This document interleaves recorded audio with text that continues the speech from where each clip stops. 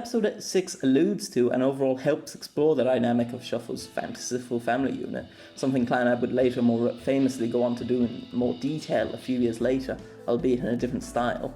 Episode 12 would be the start of the end for this make-believe scenario. It should be noted that if Shuffle was just an 11-episode harem, it'd still be above average, but overall, generally serviceable show.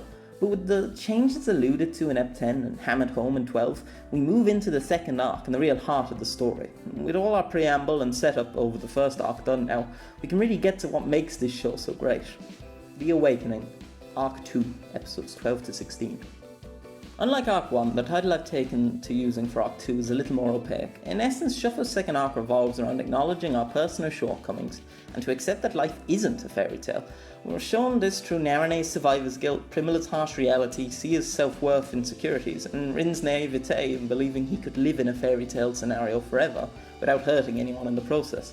Unlike Arc 1, from here on we'll be looking at things in a more episodic manner, rather than on the broad stroke basis, and with a finer comb for the details of an individual scene. With that short intermission out of the way, let's address the impending end of summer. Episode 12, Frozen Summer. Frozen Summer sees our new familiar gang of characters going about a fairly unremarkable day. It's the end of summer, and as such, Rin, Sia and Narane are working on completion of holiday homework, while Kaide and Primula go about more mundane housework chores. All this seems to be in order, but from the get-go the show drops two small hints of what's to come. There's the most obvious one, which comes when we see Primula pouring a cup of tea, only for said tea to momentarily crystallise. It's a brief affair. A second later the tea returns to water, with little more than Primula's expression to prove it even happened. Interestingly, I'm watching this scene blank for a first time. One would be forgiven for thinking this would be the start of a setup for a generic anime arc where the young character loses confidence in her natural magical abilities, only for the protagonist to help them out and the two to grow a little closer in the process. But Shuffle has other plans. Further implant this idea of a standard light-hearted anime arc, we get the second hint scene. This one's a little less apparent and almost seems out of character for both Rin and the property, but while studying with Narane and Sia, we see Rin become aroused and make a pervy face in reaction to some fan service. To me, this scene stands out so much that it was clearly intentional. As aforementioned, it initially disarms us into thinking this episode will be a repeat of episode 11's lighter, more comical and fan-servicey tone. Furthermore, though, it serves to show how comfortable Rin has gotten in his daily life. The original troubles and issues that arose of suddenly finding oneself with a gang of female groupies have mostly been resolved. His surrogate family is running along smoothly, and he's enjoying the summer of his youth. In shown terms, this is Rin letting his guard down to disastrous effect. Moreover, we now start to see episode 12's wonderful use of literary shorthand. Firstly, in terms of simple characterization, it makes logical sense to see Sia and Rin as the two least prepared for the new school term. Additionally, that Kaide is the most ready in advance, but putting this surface level observation aside, the show makes further use of its usual parallel storytelling. We'll talk more about this in greater detail later, but for the moment it should be noted that Rin's study group consists of the other worlds as Sia and Narane.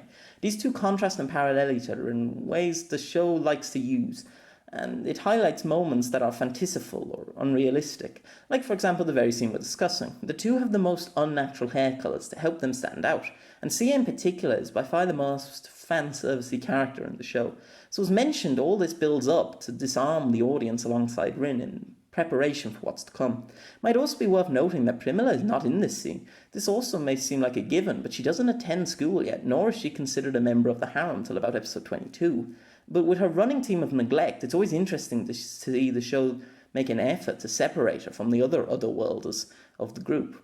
In comes one of my favourite scenes in all of anime, for its brilliant use of literary shorthand and simplistic but effective visuals. Cast your mind back to the stage. Primula Bast in the summer race stands watering sunflowers, among other plants, in the Fuyo residential garden. She seems content, and why not? She's found a family, a place to belong, and has even started taking an interest in interacting with life, as evidenced by the plant, which Rin later implies that Primula planted and nurtured of her own volition.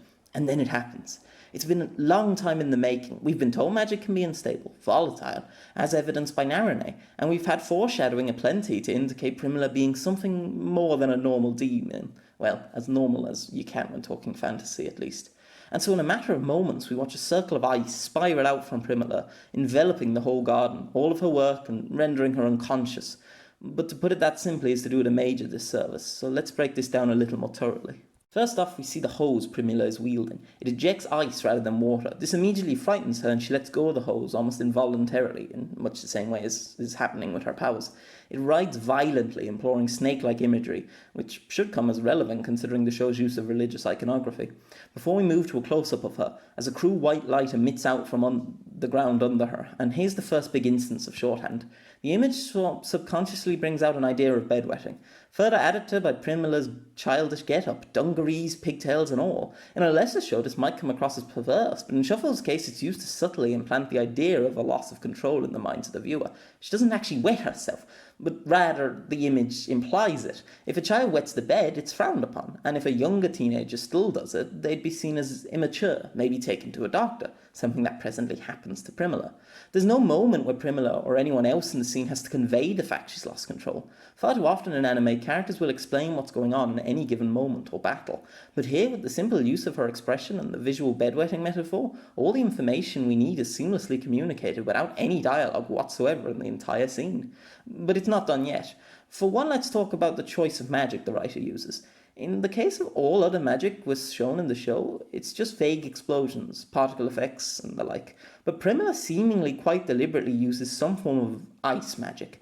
The use of the cold blue tone acts as a further shorthand as it brings to mind the numbing, cruel, and lonely sensation and emotions that modern media has come to associate with ice.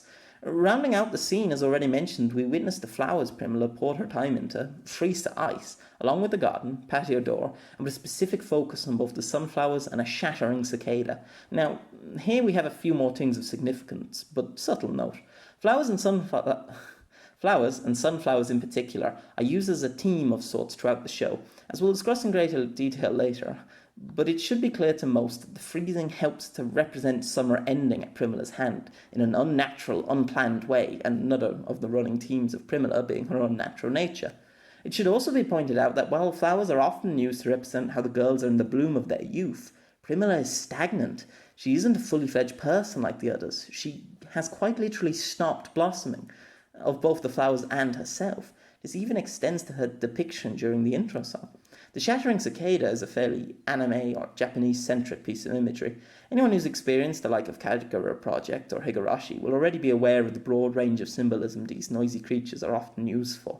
Here the shattering initially serves to convey the end of summer, same as the frozen sunflowers, but it goes a step further, acting as foreshadowing towards the lethal nature of Primula's magic. It lets us know straight away that there's a chance for her to hurt those around herself, and with hindsight represent how her magic may well be deadly to herself too. On our primary analysis of this scene, its use of visual metaphors and shorthand, let's come back to her ice magic again, as well as the whole result of the frozen garden, or summer if you like. Something else we can interpret as the scene telling us is the unique nature of Primula. As stated, primarily that she's not natural, a construct of some sort, but we get it more than that. The scene helps to reinforce the idea that Primula is something dangerous, almost weapon-like, something to be wary of and cautious toward. The frozen garden of plants she tried to grow inspires sickening imagery of failed life, as though Primula constitutes infertility, an inability to feel emotions or to be human, an inability to lead a normal life, and someone who can never give life. It's some pretty heavy stuff, and the show doesn't ever try to address it head on, but instead through the use of its metaphors and in quiet, subtler ways. Bedrooms. On we move to Primula's room. Straight off the bat, there's some nice parallels to be drawn between her room and that of the other characters, and this is also an appropriate time to address the use of bedrooms in the show as a whole. It's by no means unique, and something of a favourite of mine to see in anime. Each room in Shuffle tells us a little something or other about the characters who inhabit it. As we go along, we'll dip into more detail on this, but to be brief. His room is dominated by her mirror, for obvious reasons, as well as being neater than we might expect from the resident airhead, an effect of her being the housekeeper, no doubt. Kaide's room is much more empty. Will be important when talking about Primula, but to summarise, this clearly represents her total reliance on Rin. She has no hobbies outside of looking after him, and no need for excess amounts of clothing unless it specifically helps her in her unhealthy goal to please Rin. Asa's room is chock full of two things: clothes and stuffed toys, along with a tidy little works study table. This rather nicely tells us that she's got far more hobbies and likes to be interested in than the other girls. She takes a proper interest in cooking and fashion, and as for the stuffed animals, they act both to accentuate her less tomboyish side and to remind us of how much she's lost to her illness. In a sense, some of her room is still stuck or held back in the past, so despite it showing her greater number of interests in daily life, it's also a bittersweet reminder of her ever-present disability. So then, did Primula simply draw the short straw of the design budget with her barren, blank room? Well, for starters, she hasn't actually been around for that long, only moving in somewhere in the region of maybe 2 to 6 months prior. Still, that's long enough to accumulate some trinkets, especially for a girl her age. No, rather, as mentioned, Primula's room draws some interesting parallels to Kaide's. It's empty because of her lack of hobbies or interests. In fact, arguably more so, because where Kaide has her unhealthy devotion to Rin, Primula has nothing. She isn't just disconnected from reality, she has no interest in life itself. This is going to help with her characterization as an empty or soulless doll, with the only company she keeps being the 2 cat plushies, which to her are gifts that represent far more than any sentimental toy could. While we're still fresh on the topic of toys and parallels, Primula and Osa's rooms both have a focus on the stuffed animals. Primula because it's all that's in her room, and Osa's because of the sheer quantity. And in both cases, there's a good argument to be made that they represent the love of others that have been shown towards them, with being clear that Osa's plushies are mostly gifts from her mother to comfort her during her sickly childhood, which again mirrors Primula nicely, as she too is ill due to roughly the same reasons, and both teddies represent the short flashes of love she's been shown. Finally, on this elongated tangent, is actually some nice references to Kaide's brief stint of sickness. The shots in places are almost identical to when Kaide was temporarily bedbound in an earlier episode, with even the same face flannel placed on Primula's forehead. It serves to remind us of that scene, of how that moment affected Rin and Kaide, and of how severe that was, due to simply overworking. Now, with the setting out of the way, to steal a phrase, and again he returns from whence he came. In this section, we'll be going over the events of episode 12's second half, and the aptly named 13th episode, House of Twilight, starting in Primula's bedroom. As mentioned, we see her condition is clearly very harsh, with the gang crowded around. Something to note immediately is the framing of the scene. Rin and Kaide, Primula's surrogate guardians, are constantly framed together, while the other girls are left just out of shot and only shown during panned and wide shots. It's a nice touch to remind us of the family dynamic that we're seeing here, and as already mentioned, while Shuffle is no Clanad, it certainly puts its own spin on that formula during these episodes, with the story going out of its way to portray the trio as the family going through a major crisis. This is further spurred by Rin's expressions of anguish, especially when he clutches the two cat plushies with a look of a helpless, grieving father. Some more interesting framing comes throughout with the use of, or lack thereof, eyes. The most prominent example being when Rin first asks Primula to go home to the demon world. The camera shoots just his mouth, just the hollow words, half an expression. Rin himself is initially hesitant, with a push from Narane, he breaks down and proclaims While Rin himself is initially hesitant, with a push from Narane, who breaks down and proclaims she won't lose anyone else, along with advice from both the kings of the demons and the gods, who act up until this point as just goofy father or uncle figures. Rin gives in, he prostrates to Primula and begs her to go home, as we the audience can only watch as she's literally carried away. Before we move too far on from it, small side note is Narane's breakdown itself. This is after all technically Narane's arc too. We'll get more into it shortly. Episode 14 in particular has a greater focus than she has in 12. What I like here is Rin's reaction. It's a small detail, but Rin never outright asks awkward or insensitive questions. This is great, as for one, it's far too common in anime, but secondly, it wouldn't fit into Rin's character. As we learn in greater detail later on, Rin's lost his fair share, and he's the sort who can understand that feeling of loss. As such, he never asks Sia or Narane about their apparent lack of mothers. It never comes up. Nor does he directly inquire about Osa's father. This all adds to the natural sense and feel the drama takes on. It's never forced. This does have a downside for him as a person, though, as he is less aware of Primula and her condition because of it. But in scenes like this, it's great to see Narane say, "I can't lose anyone else," and have Rin simply comfort her, rather than cutting immediately to dramatic backstory time. So getting back on track, we're far from done with episode 12. I did say this was a busy one. While we've already touched on the family unit aspect and Rin's grieving father display, we now get into some more of the nitty-gritty of the show, and as well as Rin's character itself. First, let's start with the property's use of fantasy metaphors to tell stories about real-world illness. Primula is probably the most straightforward in this regard. Her illness is a terminal one with no known cure, and little in the way of warning signs. Like a fast-onsetting cancer, Primula is rapidly taken ill, and the only treatments are experimental.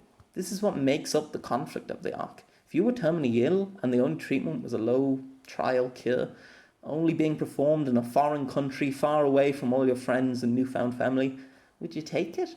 For some, that answer is easy. Many would say the smallest chance is worth a shot, but for others, they may choose to spend their remaining time at home, surrounded by those they love, rather than risk dying alone under a strange ceiling. This is what Primula is facing. Take away the fantasy elements for a moment, replace the demon world for America or Europe, and you've pretty much the same conundrum.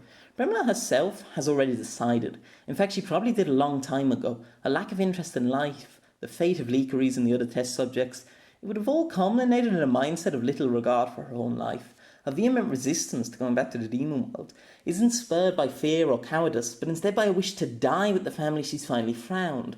A wish which Rin, for all intensive purposes, unwittingly quenches. Mina's developmental journey is an interesting one by any standards. On the one hand, it mirrors Asa's, in that she is essentially not in any need of personal development, but required to overcome an external challenge. However, this isn't quite true, as unlike Asa, she isn't a complete or healthy person, regardless of her illness. This in turn helps her to mirror the others a bit more, and is a large part of her arc is to become a fully fledged person in her own right, something which parallels Sia, Narane, and Kaide. However, it even goes a step further in that she mirrors Rin's arc, so far as his defect doesn't seem wrong on the surface, but is detrimental on a deeper level. One of the reasons I believe Primula is the core of the show is her similarities to each character's progression, but we'll talk more on that later. So speaking of Rin's arc, let's link it back in here. We already talked about it a little when referring to episode 9's beach episode, and it's a story that doesn't really resolve till the end of the series, though it clearly is more apparent during the Awakening arc. Rin is altruistic to a fault. Like in episode 9, he's always ready to do what's right, as it were. Rin sends Primula back to the demon world, not because it's what she wants, not because it's what he wants, but because it's what he's been told is the right thing to do. Just like trying to buy Sia time, or as we'll see later, his extravagant date with Asa, Rin is easily peer-pressured, bending to the whims of what's socially acceptable. Not quite to the point where I'd say he's trying to keep up appearances or anything that vain, but rather in a misguided attempt to help and please all those around him. This adds into what I'll tentatively call one of Shuffle's main themes, deconstruction. I say tentatively, as calling it a theme isn't quite the correct terminology, or an apt use of the etymology, but to categorise Shuffle as a deconstruction or parody genre anime would be equally incorrect. Let's, for those uninitiated, clarify what I mean. A parody anime is one which riffs on and makes light of its inspirations, oftentimes breaking the fourth wall. A well-known example in recent years is Konosuba, an older one might be Martian's successor Nadesco. Alternatively, a deconstruction is more concerned with the deliberate breaking down and analysis of a source genre or form of storytelling in order to either expose the flaws of such stories and or in turn tell new stories. The best known recent example of this would probably be Pule Magi Madoka Magica, or just Magica for brevity's sake. Both these genres can be really interesting in their own right, but I don't feel Shuffle fits in either. Instead, it's telling a well-written genre-specific story, while making use of some deconstructionist techniques to intentionally, and often unintentionally, show the flawed thinking and fantastical escapism of its contemporaries in the same genre. The most famous example of that sort of storytelling would no doubt be the original Neon Genesis Evangelion, which, while you could list it as a deconstruction, is in truth just a really well-written robot and psychological narrative, which through its superb quality ends up unpacking much of the logic of its own genre. A possible exception to all this is School Days, wherein the original story isn't necessarily a deconstruction, but rather a myriad of bad ends, whereas the anime adaptation is almost without doubt a deliberate attempt at harem anime deconstruction. Overall, it should suffice to say that Shuffle is not focused on being a deconstruction, but is happy to show up it and other shows of its nature, and maybe nowhere more so than Rin Tsuchimi. Rin's faulty altruism is clearly an extrapolation of the standard harem protagonist, who conversely are usually selfless individuals, always ready to put themselves on the line for the heroine, or heroines. In Shuffle, we see this mentality questioned as to whether it's all that safe of an idea. So often we see a protagonist solve a female love interest problem for them, or fight on their behalf, but how often do they ask first? Or actually take into consideration the girl's feelings on the matter? Referencing the highest ranked Mal Shuffle review again, we see a fascinating comment about how Rin fails to help any of the girls. As we'll talk about this topic at some length, this is both the point of his character and a strength of the show. It fascinates me that people would have preferred that the female characters were weak, rather than the strong individuals that are instead presented. In Rin, we see this personality flaw taken forward, and it makes for interesting viewing, especially when you consider it's all informed by his childhood, where he selfishly, and we'll come back to that, lied to Kaede to break her out of her mental instability, stroke depressive comatose, only for this decision to have her form a codependency issue towards him in two detrimental ways. However, interestingly enough, this is one of the things I see people count against Shuffle more often than not. I can understand it, at least on a first viewing, and without having watched episode 13, one could be forgiven for thinking Rin has done nothing wrong. By sending Primula home, he's risen her chances of survival, just like how fighting off a tiger in episode 9 might have for Sia, or telling Kaede he'd always need her in episode 5. It's a continuing theme, and while these decisions might at first seem the right, maybe honourable even, is Rin really asking himself what they want, or more importantly, what's best for them and himself long term? What he wants? If you're one of the many who I've seen here, at least on Mel, who don't understand why Rin's decisions are bad, or some bewildering reason think Kaede should have won, ask yourself, would that be a healthy relationship? Is a traditional harem story that overlooks these flaws and has a fairy tale ending with the hero rescuing the girl from a tower better than one which deals with its own hang-ups and asks you as the viewer to think about said flaws and do the same? In any case, in case there's still anyone not quite on board, let me use a popular anecdote. There's always someone weird when you get on a bus. Maybe they talk to themselves or dress strange. If you get on the bus and find that person isn't there, then you're probably that person. If you truly believe that everything which Rin does is for the best, and that Kaede should have won the series, then ask yourself this: are you the person Shuffle's talking about? So with all this in mind, we move into episode 13. Primula has been seconded back to the demon world, and the rest of the cast is left to deal with the consequences of this decision. A part of this whole thing, which I love, is the whole level of responsibility presented to us. The penalty Rin receives for prolonging his fantasy family unit is a steep one. Not physically, and no one really judges him for it, by the odd jab from Itsuki or the KKK. No, it's a little more complicated than that. See, the family unit Shuffle presents is very traditional Japanese. That's not to say it's hyper-accurate to that or anything, but it certainly conforms to it. Kaede cooks, cleans, prepares lunches, and does the bulk of the child-minding. Meanwhile, Primula is an ideal seen, not heard kind of child, impeccably well-behaved and helpful around the house. By all rights, this should put Rin in the position of the the household breadwinner, but due to their circumstances, it doesn't.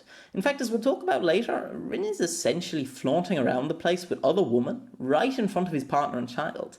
There's something perverse, almost sickening about it when you see it in more in episodes 18 to 20. More pressingly, in 12 to 13, we see Rin finally embodying his outdated man-of-the-house role when it comes down to him to decide Primula's fate. It isn't something he's ready for, and while Kaede is framed by his side through most of it, it eventually comes down to just being Rin and Rin alone to choose. The kings, fantastical magic otherworldly beings and adults, defer to him. His friends plead their cases, and ultimately all responsibility falls on his shoulders alone.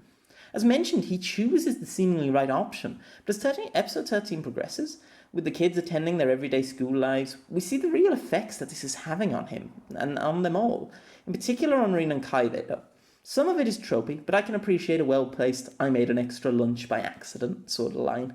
It's a tired and tested cliche, and sure to pull on the heartstrings, while also quaintly communicating that they're missing her more than they would have expected. Again, it's no plan ad, but I find it impressive just how much they managed to do in such a short time. Continuing this man-of-the-house theme, you'll also note how Rin is meant to hide his emotions. The others can cry or lament, but Rin is shown actively trying to be resolute, brave for Kaede and the others' sakes.